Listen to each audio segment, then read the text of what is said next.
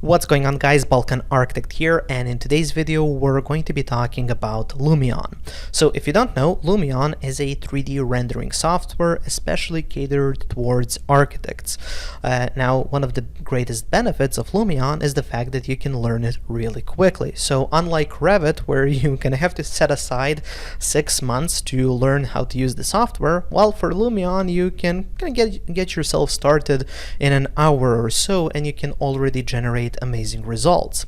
Now with Lumion, there are many different benefits. One of the main benefits that I have noticed in my workflows is the fact that I can connect it with Revit. So there's a live link which connects Revit to Lumion, and then any changes you make in Revit can appear in Lumion, and there is a free plugin that you can get when you have Lumion that works for Revit as this live link. Now, in that workflow, I have noticed that if I only connect Revit to Lumion, I can visualize the changes that they make to my project in a very realistic way. So I can see a realistic representation without actually having to go through some settings in Lumion. I can just connect it, and the default thing that Lumion shows me is already pretty realistic. So it's a really good design tool just to visualize what you're doing in a more realistic way. And then of course we have the outputs, so we can export still images as renderings, where we would of course go through the extra effort of making it look more realistic and just according to what we are trying to present. Also, we have the ability to export 360 degrees panoramas. And finally, we can create animations. So those are kind of the outputs that we have. Now, in today's video, I decided to show you one of my famous office building projects, and I'm just going to be showing you how I can make it, or how can I prepare it for rendering and for presentation inside of Lumion. So that's what this video is going to be all about. Now, if you want to check out Lumion, I would like to suggest that you check out the first link just below this video in the description, or just click in the cards right above and you can check out Lumion there. And full disclosure, this is a sponsored video. So now, without any further ado, let's jump first into Revit and then into Lumion. Let's go. And here we are in Revit. So when you install the Lumion LiveSync plugin, you will get this tab here in Revit. And when we go here to the LiveSync panel and click on Start LiveSync, if Lumion isn't running, you can just click yes, and that's going to, well, start Lumion. And now that the Lumion has started, let's first demonstrate the LiveSync functionality. So if I take this Lumion window and dock it off to the side, what you'll see now is that if I go back into Revit, and what we see here is that the LiveSync is actually on, this basically means that if I switch to another view, so let's go to my main 3D view, what you'll notice is when that view switches in Revit, it will automatically switch in Lumion. If I go to my bird's eye view, again, as soon as I make that change in Revit, that change will be reflected in Lumion. It will just jump to that view. And also, if you decide to make any changes here in Revit, so if I decide to, I don't know, orbit or something like that, that change will then be, again, reflected inside of Lumion. So it's a really good way to make sure that Lumion is showing exactly what you already set up inside of Revit. Now, before moving forward, I really have something that's annoying, and that's the fact that the model is a little bit lower than it should be. So let's just quickly fix that. So I'm going to go down here and set this to move vertical, and then I'm going to select the model and go here, and as you can see, I can just move it up by clicking on that center dot, and then I'm just going to move it a little bit there on the surface, just like so. So once I'm happy with that, I can just deselect the model. Okay, now let's talk about navigation. So for navigation, if you just hold the right mouse button, you can basically look around. You can use the scroll wheel to move forward and backward, just like if you were zooming. And then to orbit, you just first have to click the O key and then use the right mouse button just to orbit around the model. Now you can also walk around the model, and this works really similar to video games, where you just use the W, S, A, and D keys to move back and forth, side to side, and you can use Q and E to go up and down. You can also use click and hold the right mouse button, and then you can just kind of walk around as you would in a video game. Also, if you want to move faster, you can hold the shift key. So if I move, hold the shift key, as you can see I'm moving faster, and then if you decide to hold both the shift and the space key, you're going to move really quick. And if you just hold the shift key, you're going to move really slow. So that's navigation. It's really simple, straightforward, just as you would use it in a video game. Okay, let us now make some quick adjustment to the sky that we have here. So you actually have this weather button over here, which is going to bring up some weather tools.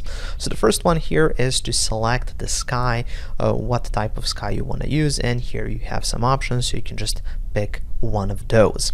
Then we have the real skies option, which is just going to give you a bit of a more realistic look, and I actually like this one really much.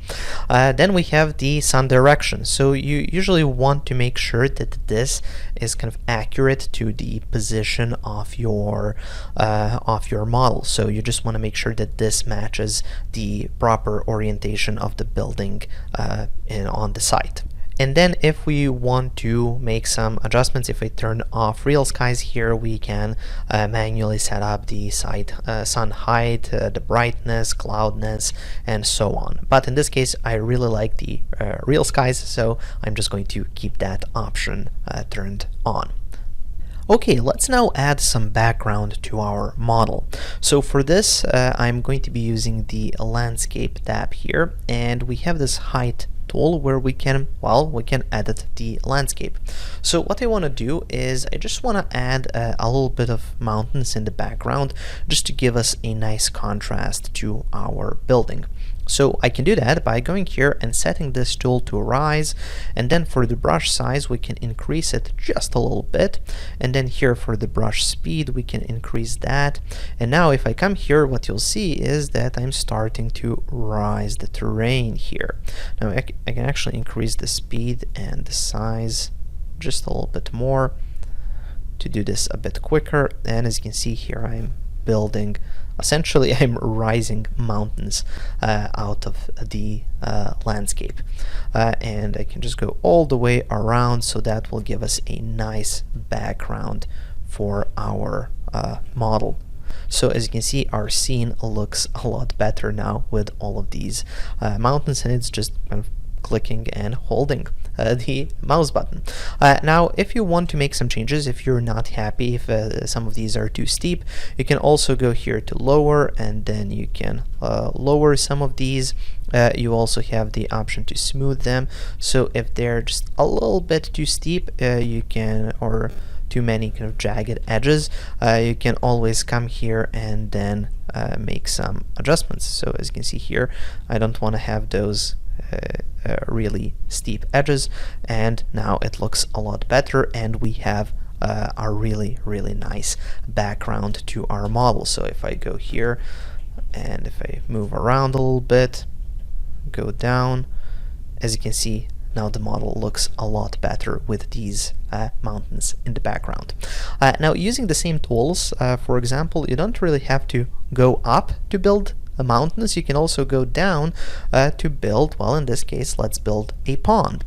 So let me show you how you would do that. So what I'm going to do is I'm simply going to come here and use the lower tool. So again, something that we've used here for the mountains, but I'm going to use it here in the flat area, and then also I want to perhaps make the brush size a lot smaller, so you don't have too big of a pond, and then definitely the brush speed should go down. And then here, as you can see, we can just build or lower the terrain here to make room for our pond. Okay, so once we have done this, then we can switch here to water, and then we can simply place the water here, and then we can make it rise a little bit, and we can expand it so it kind of fills out that hole that we made for this pond, and there we go. So we made a body of water just like that in a few clicks. So here I'm just going to rise this, make it rise just a little bit further. Okay, so once we have the pond in place, just to make it look a little bit nicer, I'm going to go here to the paint tool, and here we actually have the option to paint with one of these selected materials. So for example, here I can come to this material, and then as you can see I get a brush, and then I can paint. So I can just come in here, make the brush size smaller, make the speed a bit higher, and then I can simply start painting this area. So let's see, okay, here we go. And as you can see, we're just painting all the way down, because you usually don't see grass below the water, so it makes sense to use this tool just to alter the terrain around that water, perhaps a little bit here, a little bit there, and as you can see, it's really starting to look like a natural pond. And there we go. So we have made those adjustments. Now something else that you'll notice here, oops, I've missed a few spots. So anyways, one thing that you'll notice here is that we have this rock option. It's called side rock, and it has a toggle. So this basically means that here in this area where you have your mountains, where you're bringing up terrain and you generate a mountain, in steep places, and we have a lot of steep places here, it's going to show rock. And this is something that's natural. You see this in nature, happens all the time. Obviously grass isn't going to be growing on an almost vertical edge of the mountain, and you're going to see a rock there. However, you can turn that rock off. So if you want to have a mountain that looks like this, well, you can do that. And in this case, I'm just going to toggle that rock back on because I really like the way this looks. And as you can see, our model is starting to look a lot nicer with this background and the pond and everything. Now also something that you can do is you can play around with the styling here. So you have this landscape option, which I like to look at it as choosing a palette.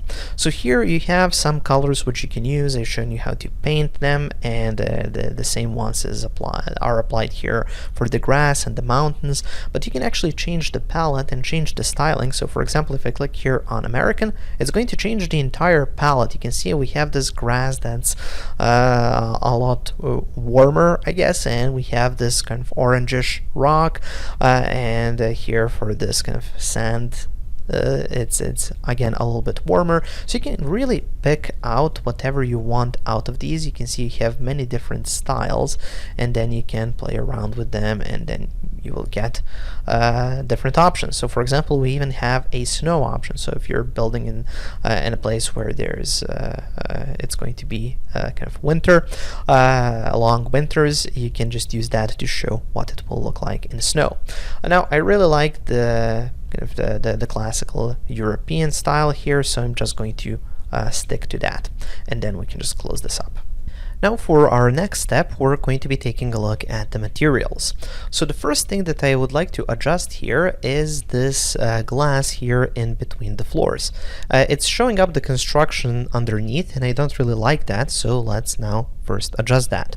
So I'm going to go here to the materials tab, and then we can select individual materials like this glass here, and then I can make some adjustments. So for example, in this case, I would like to crank the reflectivity as much as possible, and then bring down the transparency. So what this will give me is a better look, where I can no longer see through that glass, and I can no longer see that construction underneath. So I want this to be pretty much a mirror, and I'm happy with the way that this turned out. So now, just to confirm this change, I can simply come back here and save the change. So here we have actually modified just the material out of Revit. Now let's explore how can we completely replace a material. So I'm just going to go down here to this brick wall that we have at the bottom, and let's make some adjustments to that. So again, I'm just going to select that material. Here it's going to say brick common, and in this case we can go and turn it into an actual material and make some adjustments, but I'm just going to go and search for a material to replace this with, because Lumion has a very powerful and large material library.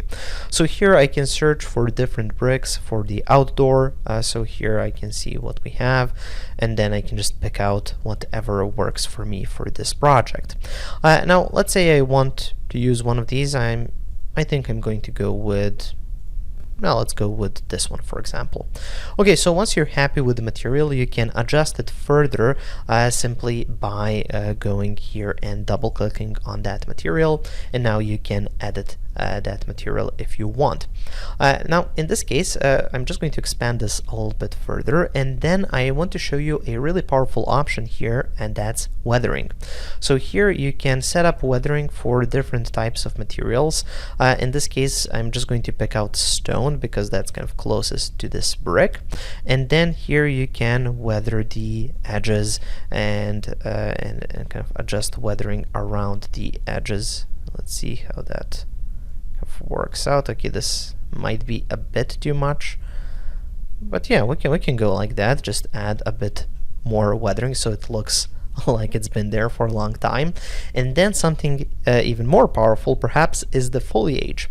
So you can add basically you can add foliage on your building, and then you can adjust the leaf size, you can adjust the leaf type, so you can kind of go through different ones.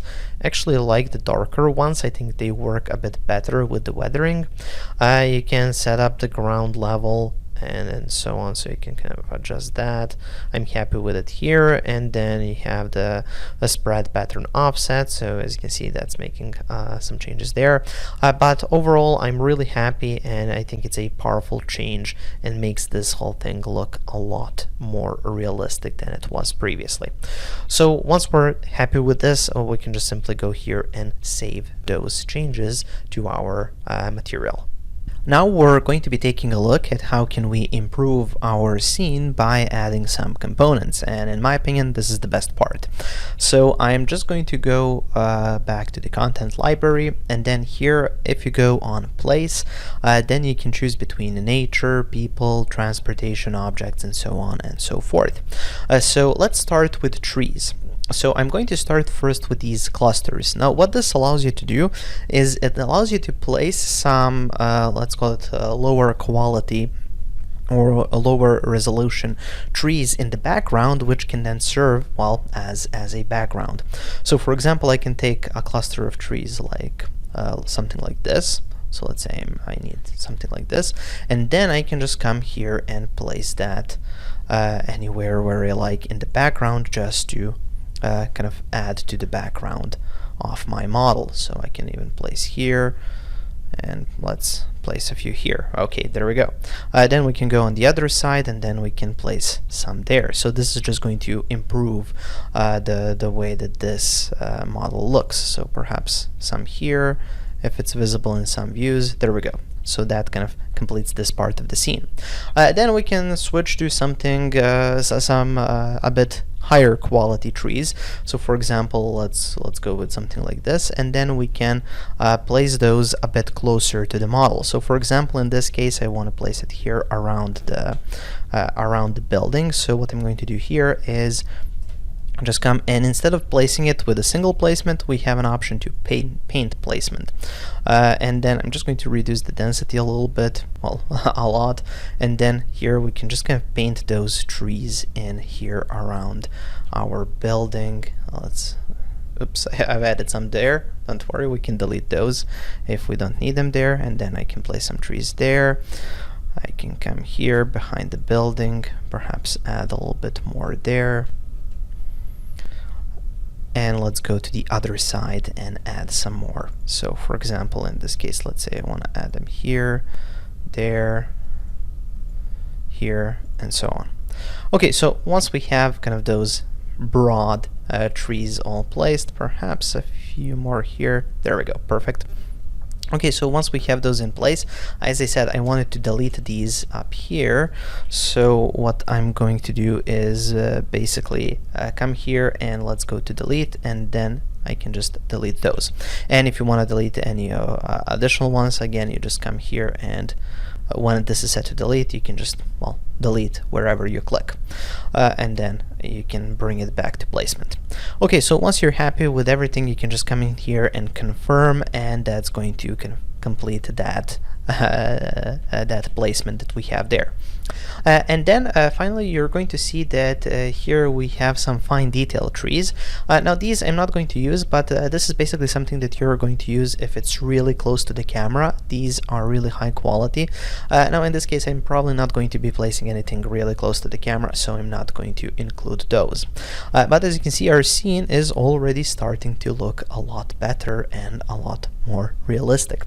Okay, so now let's add some additional components, and let's add some trees that are a bit more uniform. And let's say we want to have like just a row of trees on this side of the street.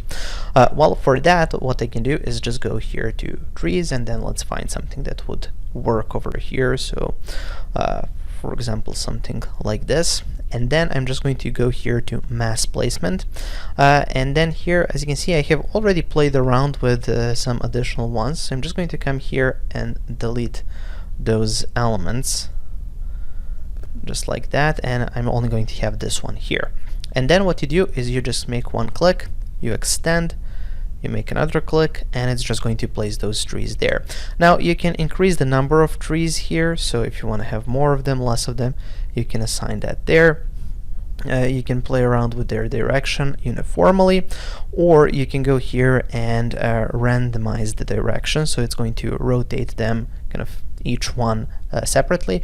You can randomize spacing a little bit to make it look a bit more natural, and then you can also randomize the offset from a line. So let's go to something like this.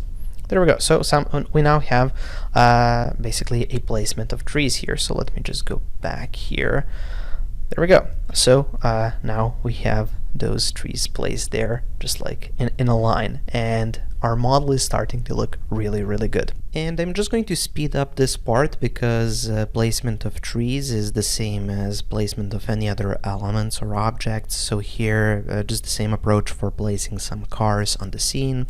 We're going to have a single car here in the parking lot, and then I'm just going to be placing a row of cars here going down the street. I'm going to randomize it a little bit, add another car going in the other direction, and then for the lake, I'm just going to be, or the pond, I'm just going to be placing some objects around that just to make it look a bit more natural and realistic.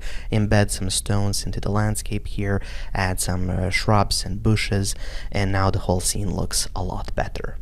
Okay, now let's generate some renderings. So I'm just going to go down here into photo, and that's going to open up this dialog, and then here we can set up our images. Now you can use the same navigation tools as you did previously, just so you can kind of navigate to the correct position where you want to be and so on. So I'm just going to play around here a little bit. I can go up and down and just find a really nice angle that works for me for this building. So for example, let's say I'm happy with something like this. Well, then the next step will be to set up the focal length. So the focal length is, you know how those professional cameras have different lenses, and those lenses have a millimeter value for the focal length. Well, that is this value here. Now 15 millimeters, that's really close to a extremely wide angle, kind of fisheye situation, and you don't want that. So usually, for example, I like using 24 millimeters. That's something that I'm using for this camera, which is recording me right now. And you can go even further to 50 millimeters or so on. For this one, let's leave it at, for example, 30 millimeters, and then I'm just going to move out a little bit and just play around with the positioning of the camera. Now here also a couple of tools that you'll get is horizontal eye level, which is just going to kind of horizontally align it, and then also you have the set eye level at 1.6 meters, which is, I guess, the average person's eye level or something like that. And then you can move up or down by using these arrows as well. So once you're happy with the with the frame that you get, okay, I'm just going to go down to 24 millimeters just to get a little bit more inside of this frame, without going too far away from the building. Okay, so once I'm happy with this, I can go here and I can store this camera. Just like clicking like that, you can see this image is stored here. Now what I'm going to do is just leave this image here as kind of our original, and then I'm going to go here and create a new image, and then we're going to be playing around with different styles and effects. So let's create another one here, and now let's play around with styles. So styles are sort of presets that give you a set of effects which kind of gives you a desired look. So for example, here you have your custom style, but then you have realistic, interior, dawn, daytime, night, and so on. So let's go with daytime for this one. So I'm just going to select that style, and as you can see, already we have a significant change. So this is the original one, and this is the one with the daytime style. Now with that style, as you can see, if I toggle back, here you can see that we don't have any effects, and then here, well, we do have the effects listed out, and we actually have page 1 and page 2 of those effects, so we have shadows on the bottom.